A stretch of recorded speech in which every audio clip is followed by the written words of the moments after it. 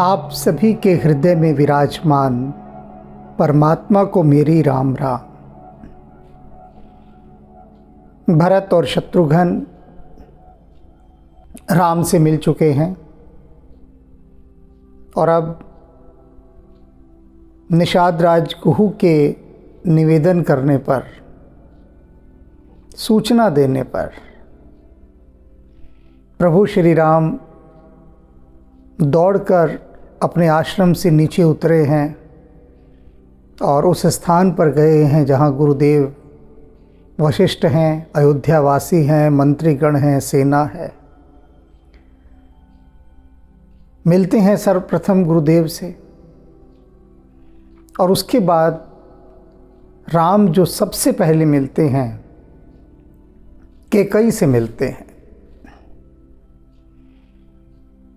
राम समय की संवेदनशीलता को बहुत भली भांति जानते हैं, समझते हैं। वक्त की नज़ाकत, वक्त का तकाज़ा। यदि कोई साधारण व्यक्ति होता तो सबसे पहले अपनी माँ से मिलता जाकर, अपनी जननी से,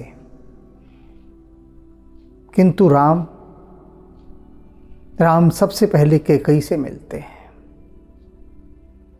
और कैकई से कहते हैं कि उसका कोई दोष नहीं है। कैकई से सबसे पहले मिलने का जो औचित्य है वह संसार को यह दिखाना है कि वे कैकई को बिल्कुल भी दोषी नहीं मानते हैं।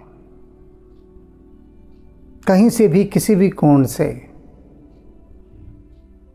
तो संसार यह देखे कि जब राम ही कैकई को दोष नहीं दे रहे तो हम कैसे दे सकते हैं।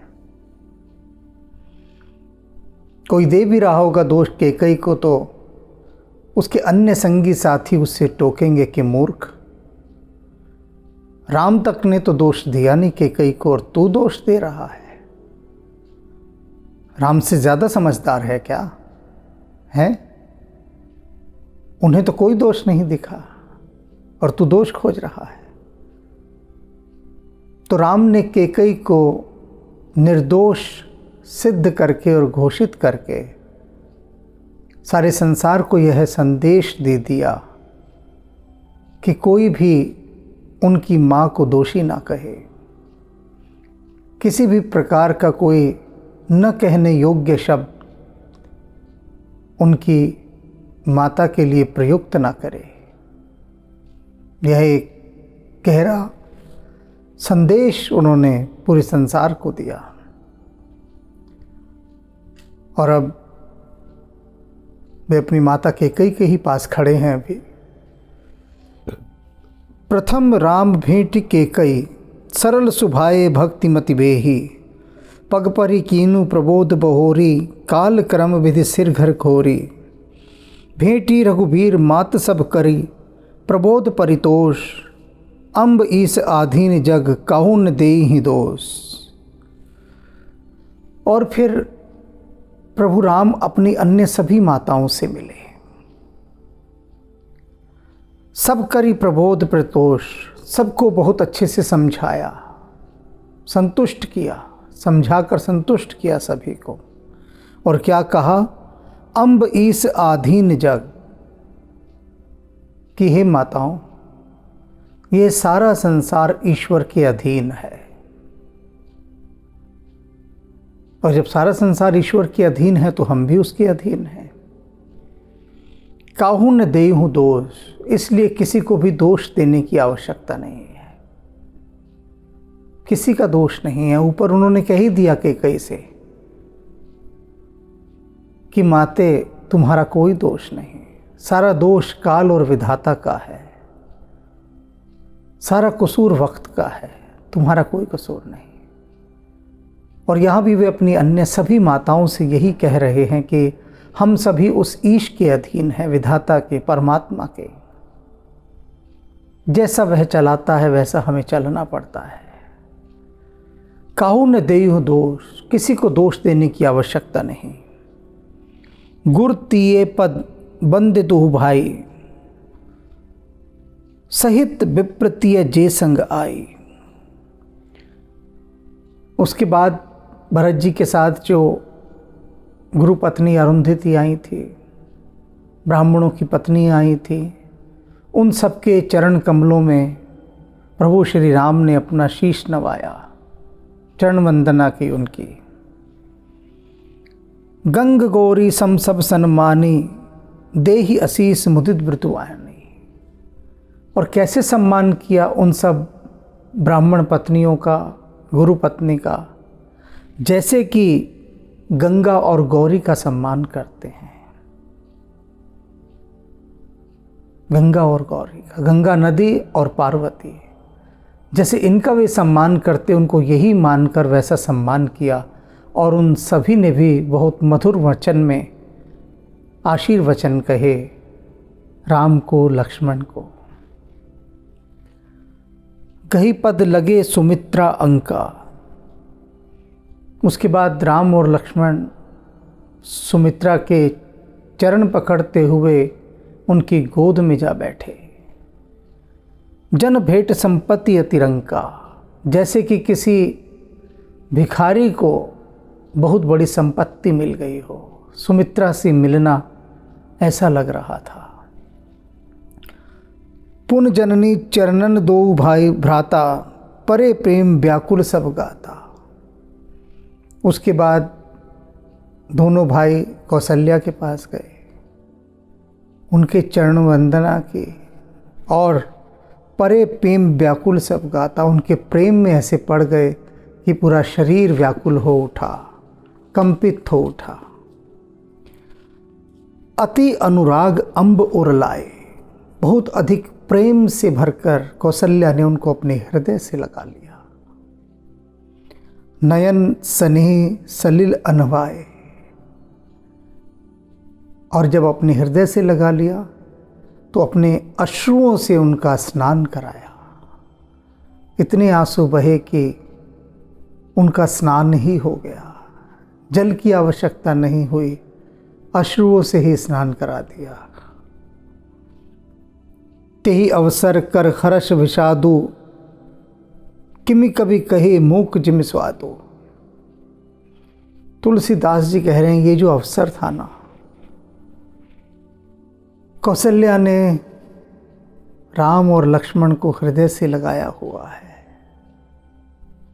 आंसुओं की बरसात हो रही है और उस बरसात में राम और लक्ष्मण नहा रहे हैं। तुलसीदास जी कहते हैं कि ते अवसर कर हर्ष विषादो, इस अवसर पर ही जो समय था, जो मोमेंट था, इस पर जो खुशी हो रही थी और जो विषाद, जो दुख हो रहा था, इन दोनों का जो सम्मिश्रण था, उसे किम कहे कभी मूक जिम स्वादो।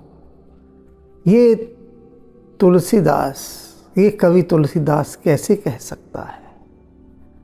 इसकी तो गति गुड़ गूंगे की गति हो गई थी, गुड़ गूंगे की गति।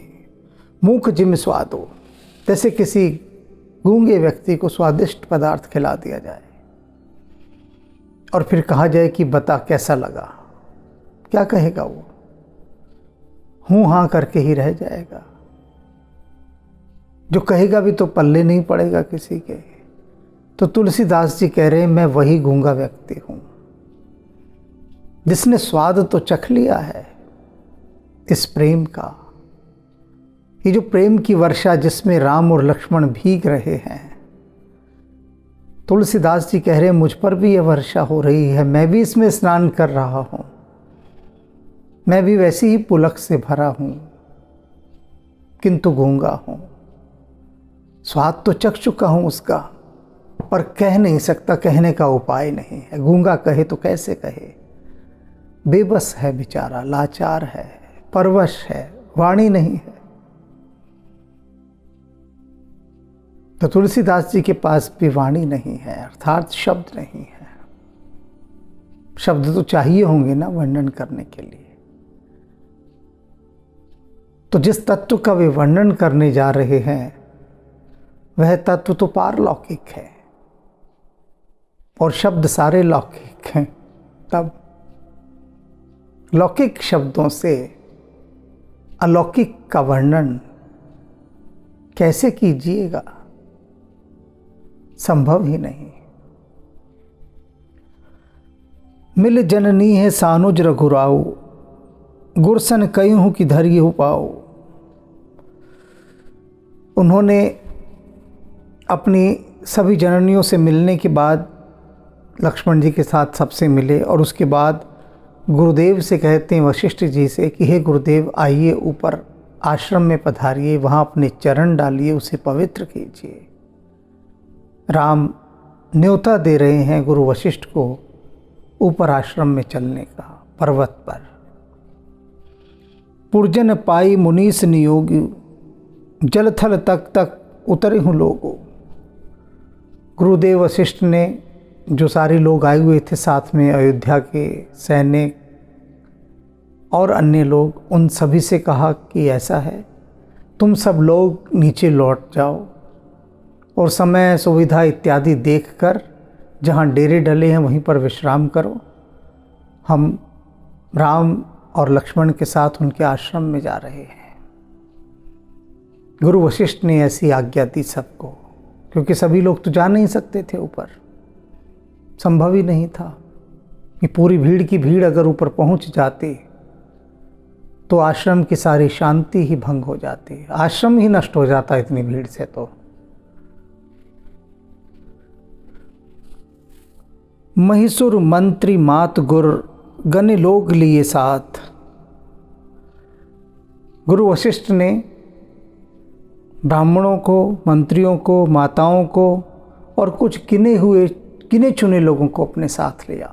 कुछ चुने हुए लोग ही साथ थे जो राम के आश्रम की ओर प्रस्थान करने लगे। पावन आश्रम गमन किए भरत लखन रघुनाथ, और उस पवित्र आश्रम में प्रवेश किया भरत, लक्ष्मण और राम के साथ गुरुदेव वशिष्ठ ने। सिए आई मुनिवर पग लागे। अब सीता जी तो ऊपर ही रुकी हुई थी आश्रम में, उन्होंने देखा गुरुदेव आए हैं तो गुरुदेव वशिष्ठ के चरण स्पर्श किए, वंदन किया उनका। उचित आशीष लही मन माहे, और जो उनके मनोनुकूल आशीष थी, आशीर्वाद था, वह उन्होंने उनसे पाया। गुर पत्नी है मुनि तियन है समेता, मिली प्रेम कही जाई न जेता। उसके बाद सीता जी गुरु पत्नी से, अन्य ब्राह्मण पत्नियों से जो आई थी उन सब से मिली। मिली प्रेम कही जाई न जेता, और जिस प्रेम से वे मिली उस प्रेम को कहा नहीं जा सकता। बंद बंद पग सिए सभी के, और उसके बाद सीता जी ने सभी को एक एक करके सबके पैर छुए, एक एक करके। आशीर वचन लहे प्रिय जी के, और प्रत्येक से अपना मन भावन आशीर्वाद लिया। सभी के चरण छू रही हैं सीता जी। सास सकल जब सिए निहारे, मुदे नयन सहमे सुकुमारे। सीता जी ने जब अपनी सभी सासों की ओर देखा, जितनी भी सास उनकी आई थी, यानी राम की अन्य माताएं, सभी माताएं, उनकी ओर जब देखा, सहम गई देखकर, नयन मुंद गए उनके, देख न सकी उनकी दशा। अपनी सासों को सीता ने कभी ऐसी दशा में देखा ही नहीं था। इतनी दीनहीन, मलिन, उदास, निराश, हतोत्साहित। वह जो स्वप्न आया था सीता जी को, जिसमें वे राम को बता रही थी कि मैंने अपनी सासों को भी देखा, लेकिन उनको उस रूप में देखा जिस रूप में कभी न देखा। मलिन रूप, उदास रूप, दुखी रूप, क्लांत रूप, अवसादग्रस्त रूप, वही रूप अब देख रही हैं वे सम्मुख, जब उनकी सभी सासें आई हुई हैं और सीता जी ने अपनी आंखें बंद कर ली। उनसे देखा नहीं गया, सहम गई वे। परी बधिक बस मनुहु मराली। उनकी सांसें ऐसे लग रही थी जैसे किसी हंसने को किसी शिकारी ने पकड़ लिया हो और अब मारने जा रहा हो। बधिक के हाथों जैसे कोई हंसनी आ गई हो। कहा कीन करतार कुचाली। कहने लगी कि ये जो करतार है, ब्रह्मा है, ये सारी उसी की कुचाल है, उसी का षड्यंत्र है। उसके कारण ही उसकी सांसों को ऐसा दिन देखना पड़ रहा है। तिन सिए निरख निपट दुख पावा, सो सब सही है जो देव सहावा। कह रही है कि परमात्मा विधाता हमें जो भी दुख देता है सहने को, वह सब हमें विवश होकर सहना पड़ता है। अपनी सांसों को देखकर सीता जी ये कह रही हैं, तिन सिए निरख निपट दुख पावा, कि उन्होंने कितना दुख पाया है और ये दुख जो दिया विधाता ने, इससे बचने का कोई उपाय नहीं है, इसे झेलना ही पड़ता है। जनक सुता तब उर्धर धीरा, और तब वैदेही ने, जनक की पुत्री ने हृदय में धैर्य धारण किया। नील नलिन लोए भरी नीरा, उनकी नील कमल जैसी आंखें अश्रुओं से भर गई। मिली सकल सासुन सी जाई, तेही अवसर करुणा मही छाई। और वे जाकर अपनी सासों से मिलती हैं सीता जी, और उस समय अश्रुओं से भरी सीता जी जब अपनी सासों से मिलती है तो पूरी धरती पर करुणा छा जाती है। लाग लाग पग सबन सी हैं भेटत अति अनुराग। उसके बाद सीता अपनी सभी सासों को एक एक करके सबके प्रेम पूर्वक पैर छूती हैं, श्रद्धा पूर्वक। हृदय आशीषी प्रेम बस रही हूँ भरी सुहाग। और उनकी सभी सासें सीता जी को यही आशीर्वाद देती हैं कि वह सौभाग्यवती रहे, उसका सुहाग बना रहे।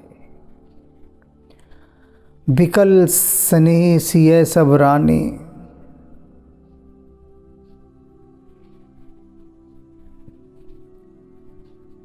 स्थिति बड़ी विचित्र हुई पड़ी है, बहुत विचित्र, क्योंकि इस समय ममतामय हृदय मिल रहे हैं। सीता जी सभी स्त्रियों के साथ बहुत व्याकुल हो गई हैं, जितनी भी स्त्रियां वहां आई थी, बहुत व्याकुल। बैठन सब ही कहूँ गुरु ज्ञानी। तब ज्ञानी गुरु वशिष्ठ जी ने सबको बैठने के लिए कहा। देख रहे हैं गुरुदेव वशिष्ठ कि सीता भी कितनी दुखी हो गई हैं, दुख से भर गई हैं, इतनी दुख से कि उनके नील कमल जैसे नयनों में अश्रु की धाराएं बहने लगी हैं। सभी रानियां वे भी बहुत व्याकुल हो गई हैं, इतनी व्याकुल हैं कि लगता है कि धरती ही करुणा से भर गई हो। यह सब दृश्य देखकर गुरुदेव वशिष्ठ सभी को बैठने के लिए कहते हैं। कह जग गति माइक मुनिनाथा। मुनि श्रेष्ठ वशिष्ठ सबको समझाते हैं कि सुनो, ये सारा संसार ना मायिक है, माया से परिपूर्ण है। माया की सारी बातें बताते हैं वे, और फिर कहते हैं कहे कछुक परमार्थ गाथा, और फिर कुछ परमार्थ को जगाने वाली, भीतर भक्ति को जगाने वाली कथाएं सुनाते हैं, वैराग्य की कथाएं। नृपकर सुरपुर गमन सुनाया, और फिर वे राम को सुनाते हैं कि राम तुम्हारे पिता अब नहीं रहे, वे स्वर्ग चले गए। दशरथ की मृत्यु का समाचार अभी तक राम को नहीं ज्ञात है। गुरुदेव वशिष्ठ राम को इस समय कहते हैं कि राम, तुम्हारे पिता नहीं रहे, वे स्वर्गवासी हो गए हैं। सुन रघुनाथ दुसह दुख पावा। यह सुनते ही प्रभु श्री राम ने बहुत ही असहनीय दुख पाया, बहुत दुखी हो गए सुनकर ये। मरण हेत निज नेहु विचारी, भे अति विकल धीर धुरधारे। वे जो धैर्य की धुरी धारण करने वाले भगवान श्री राम हैं, वे प्रभु श्री राम बहुत व्याकुल हो गए पिता की मृत्यु का समाचार सुनकर, और उससे भी अधिक व्याकुल इस कारण से हो गए कि उनके पिता ने उनके प्रेम के कारण अपने प्राण त्याग दिए। राम से विरह वे सहन न कर पाए और अपने प्राण त्याग दिए। उनके प्रेम का स्मरण करके प्रभु श्री राम बहुत असहनीय दुख पा रहे हैं। कुलिस कठोर सुनत कटुबानी। गुरुदेव वशिष्ठ की ऐसी कठोर वाणी सुनकर, ये कठोर वाणी थी जो उन्होंने समाचार दिया उनकी मृत्यु का राम को, कहते हैं बड़ी कठोर वाणी थी, सुनी नहीं गई किसी से। बिलपत लखन सिए सब रानी। लक्ष्मण भी विलाप करने लगे, रोने लगे, और लक्ष्मण जी को रोते हुए देखकर अन्य सभी रानियां भी रोने लगे। दशरथ की सभी पत्नियां जो आई थी वे भी विलाप करने लगी। शोक विकल अति सकल समाजो। और जितना भी समाज था, जितने भी लोग वहाँ उपस्थित थे, वे भी शोकग्रस्त हो गए और रोने लगे। मानो हूँ राज अकाजे हूँ आजो। दृश्य ऐसा हो गया कि देखकर ऐसा लगता था कि दशरथ आज ही मरे हैं, आज ही उन्होंने अपने प्राण त्यागे हैं, बहुत दिन नहीं हो गए। बात इतनी ताज़ा लग रही थी, अभी अभी की घटना लग रही थी कि अभी अभी दशरथ की मृत्यु हुई है। शोक का परिवेश इतना जीवंत हो उठा था, इतना अधिक प्रबल था। मुनिबर बहुर राम समझाए। राम को दुखी देखकर गुरुदेव वशिष्ठ ने उनको बहुत समझाया, धैर्य बंधाया। सहित समाज सुर सरित नहाए। और जितने भी लोग आए थे उन सबको साथ ले जाकर नदी में स्नान किया। सब ने मंदाकिनी नदी में स्नान किया। व्रत निरंबु तेहि दिन प्रभु की ना। उस दिन प्रभु श्री राम ने निर्जल व्रत किया, पानी भी नहीं पिया। उस दिन, जिस दिन गुरुदेव वशिष्ठ ने यह समाचार सुनाया कि राम तुम्हारे पिता नहीं रहे, समाचार वाला यह दिन राम के लिए कितने दुख का दिन था कि निर्जल व्रतधारी हो गए कि जल भी नहीं पीना, ऐसा व्रत धारण कर लिया। मुनिहु कहे जल काहू न लीना। गुरु कहते रहे, मुनि श्रेष्ठ वशिष्ठ कहते रहे कि राम जल तो पी लो, किंतु राम ने जल पीना भी स्वीकार नहीं किया। गुरुदेव के कहने के बाद भी उन्होंने जल नहीं पिया। उस दिन बिल्कुल निर्जला व्रतधारी रहे। भोर भय रघुनंदन ही जो मुनि आयुष दीन। श्रद्धा भक्ति समेत प्रभु सो सब सादर कीन। सुबह होने पर जैसे जैसे जो जो निर्देश गुरुदेव वशिष्ठ ने दिए कि राम तुम सबसे बड़े पुत्र हो, तो जो भी कुछ श्राद्ध कर्म इत्यादि करना शेष रह गया है वैसे तुम करो। तो जैसे जैसे निर्देश गुरुदेव वशिष्ठ देते गए वैसे वैसे उसी के अनुरूप राम ने सभी कार्य किए। कर्पितु क्रिया वेद जस बरने, जैसी वेदों में कहा गया था उसके अनुसार उन्होंने वे सभी क्रियाएं की। भे पुनीत पावक तम तरने, और उसके बाद वे सारे संसार को पापों से मुक्त करने वाले प्रभु श्री राम स्वयं शुद्ध हुए।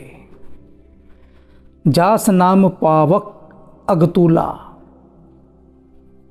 तुलसीदास जी कह रहे हैं वे प्रभु श्री राम जिनका नाम पाप की रूई के लिए अग्नि के समान है, वे श्री राम सुमिरत सकल सुमंगल मूला, जिनका सुमिरन करने से सारे अमंगलों का नाश हो जाता है और जो मंगल के मूल हैं वे श्री राम। शुद्ध सो भय साधु सम्मत अस, वे श्री राम आज शुद्ध हुए हैं। साधुओं का सम्मत, साधुओं का क्या कहना है? तीर्थ अवाहन सुरसरि जस, शुद्ध भय दुह बासर बीते, बोले गुरु सन राम विपरीते। बोले गुरु सन राम प्रीते, कह रहे हैं वे राम जो सभी मंगलों के मूल हैं, अमंगल का नाश करने वाले हैं, जिनका नाम लेने से ही सारे पाप रूई के समान जलकर भस्म हो जाते हैं, वे 2 दिन के अंदर शुद्ध हुए इन सारी पितृक्रियाओं को करके। 2 दिन में शुद्ध हुए। और उनका शुद्ध होना कैसे था? जैसे तीरथ आवाहन सुरसरि जस, जैसे कि तीर्थ कहें कि गंगा हमारे यहाँ से होकर गई तो वह शुद्ध हो गई। यहाँ पर व्यंग्य है बहुत बड़ा तुलसीदास जी ने जो किया है कि प्रभु श्री राम से कुछ क्रियाएं करवाई गई प्रेत कर्मों के बाद की, श्राद्ध इत्यादि, और फिर वहाँ के पंडित पुरोहितों ने कहा कि राम अब तुम शुद्ध हो गए हो। तो तुलसीदास जी व्यंग्य कर रहे हैं कि जिनके नाम लेने से ही पापों के ढेर रूई के समान भस्म हो जाते हैं और कैसे हैं वे? सकल अमंगलों का नाश करने वाले मंगल की मूरत हैं। उनके लिए कह रहे हैं कि वे शुद्ध हो गए हैं, जो सदा से ही शुद्ध हैं, सदा शुद्ध हैं जी। लेकिन फिर भी लोक रीति के अंतर्गत राम ने वे सारी क्रियाएं की। राम ने यह नहीं कहा कि मैं तो परम शुद्ध हूँ, मुझे क्या आवश्यकता है करने की। किंतु जैसे जैसे गुरुदेव कह रहे थे कि शास्त्रों के अनुसार राम ये कर्म करो, तो उन सभी कर्मों को राम ने बिना किसी प्रश्न के किया, सहज भाव से किया। अब राम क्या कहते हैं? प्रेम पूर्वक गुरु से बोले, नाथ लोग सब निपट दुखारे। कहते हैं हे नाथ गुरुदेव, ये सभी लोग जो आपके साथ अयोध्या से यहाँ आए हैं वे बहुत कष्ट में हैं, दुखी हैं। अब मैं देख रहा हूँ उनको, उनका कष्ट, उनका दुख। कंद मूल फल अम्ब आहारे, अयोध्या में तो स्वादिष्ट व्यंजन मिला करते हैं और इन सबको क्या खाना पड़ रहा है? कंद मूल फल, यही सब आहार है, और पानी पी लेते हैं। ये अयोध्यावासी जो ऐश्वर्य में रहते हैं और इस समय उनको कितने दुखों और कष्टों का सामना करना पड़ रहा है, जंगली फल फूल खाने पड़ रहे हैं। तो इसलिए सानुज भरत सचिव सब माता, देख मोही पल जिमि जुग जाता। इसलिए जब मैं अपने भाई भरत को देखता हूँ, सचिवों को देखता हूँ, सब माताओं को देखता हूँ, देख मोही पल जिमि जुग जाता, उनको देखकर एक एक पल मुझे युग के समान लग रहा है। मैं स्वयं को दोषी मान रहा हूँ क्योंकि मेरे कारण ये लोग अयोध्या से इतना लंबा सफ़र तय करके यहाँ तक आए हैं, इतनी लंबी कष्टदायक यात्रा इन्होंने की है। ये अभ्यस्त नहीं है इसके, ये तो ऐश्वर्य में रहने के अभ्यस्त हैं, मेरे कारण कितना दुख झेल रहे हैं ये सभी। सब समेत पुरधायु हो पाओ, आप यहाँ अमरावती रहो। कहते हैं कि आपसे प्रार्थना है कि आप इन सब को लेकर वापस अयोध्या पधारिए, अयोध्या लौट जाइए। राम आपसे ऐसी विनती करता है। आप यहाँ, गुरुदेव वशिष्ठ आप तो यहाँ हैं मेरे पास, और मेरे पिता अमरावती में हैं, यानी वे स्वर्ग सिधार गए हैं। अयोध्या तो सुननी पड़ी है ना, असुरक्षित, कौन संभालेगा अयोध्या को। इसलिए आप इन सब लोगों को लेकर अयोध्या लौट जाइए। बहुत कही हूँ सब की हूँ ढिठाई। राम कहते मैंने इतनी बातें आपसे कह दी, ये मेरी ढीठता है, ढिठाई है। मुझे आपके सम्मुख इतनी बातें नहीं कहनी चाहिए थी, लेकिन इसे मैं अपनी ढिठाई मानता हूँ कि जो मैं बोल गया। उचित होई तस्करी है गुसाई। मेरा तो बस ये निवेदन था, इसके बाद भी हे गुरुदेव जो आपको उचित लगता है आप वह कीजिए। मेरा एक ऐसा मत था जो मैंने अपनी ढीठता में आपसे कह दिया। शेष जो आप चाहें वे कीजिए। धर्म से तू करुणायतयन, कस न कहूँ हूँ असराम। वशिष्ठ जी कहते हैं हे राम, तुम तो करुणा के घर हो, इसलिए तुम क्यों न ये बात कहोगे। तुम ही कह सकते हो ऐसी बात। करुणा के घर, दूसरे का दुख देख देख पिघल रहे हो, कष्ट देख देख। तुम्हारे अतिरिक्त कोई इतनी संवेदनशील बात नहीं कह सकता कि ये अयोध्यावासी कितनी कष्टपूर्ण यात्रा करके आए हैं, तो अब इन्हें और कष्ट नहीं होना चाहिए, इनको वापस अयोध्या ले जाइए। तुम ही कह सकते हो ऐसी बात। लोग दुखित दिन दुई दरस, देख लय हूँ विश्राम। बात ठीक है तुम्हारी राम, सत्य कहा तुमने कि ये लोग दुख पा रहे हैं, लेकिन एक बात और जान लो, लोग दुखित दिन, बहुत दिनों से ये लोग दुखी हैं। इसलिए नहीं कि अच्छा खाना पीना नहीं मिल रहा, सुख सुविधा नहीं मिल रही, इसलिए कि राम नहीं मिल रहे। तो एक काम करो, इनको 2 दिन और रुक के रहने दो यहाँ। 2 दिन, दिन दुई दरस देख लय हूँ विश्राम। 2 दिन ये तुमको जी भर कर देख लेंगे, चैन आ जाएगा, करार आ जाएगा, विश्राम आ जाएगा, फिर लौट जाएंगे। 2 दिन तो इन्हें देख लेने दो ना। प्यासे हैं, प्यास से भरे हुए, इतनी दूर से आए हैं, कष्ट सहते हुए कि राम को देखना है। तुम्हारी अभी तो एक ही झलक इन्होंने देखी है, अभी तो और प्यास बढ़ गई है। तृप्ति होना दूर, और प्यास बढ़ गई। 2 दिन इनको ठहरने दो, तुम्हें जी भर के देख लेने दो। राम बचन सुन सभय समाजो, जनु जल निधि महु विकल जहाजो। श्री राम के वचनों को सुनकर तो सारा समाज बहुत व्याकुल हो गया था, भयभीत हो गया कि अरे राम तो हमें वापस भेज रहे हैं, अर्थात स्वयं नहीं जा रहे, हमें वापस भेज रहे हैं।